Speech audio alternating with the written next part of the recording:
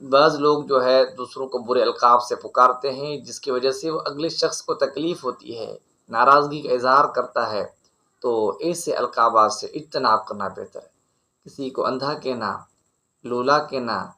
لنگڑا کہنا، یا کوئی اس پر ایسا لقب لوگوں نے ڈال دیا ہے جس کی وجہ سے اب وہ تکلیف میں ہے، اب لوگ اسی لقب کے سے اس کو پکارتے ہیں۔ حضرت عبداللہ ابن عباس رضی اللہ تعالیٰ عنہ فرماتے ہیں کہ وَلَا تَنَابَزُوا بِالْأَلْقَابِ سے مراد وہ بھی ہے کہ کوئی شخص کسی برے عمل کے اندر گرفتار تھا، مبتلا تھا، اس کے بعد اس نے توبہ طائب کر لی، زانی تھا، فحاشی تھا، شرابی تھا،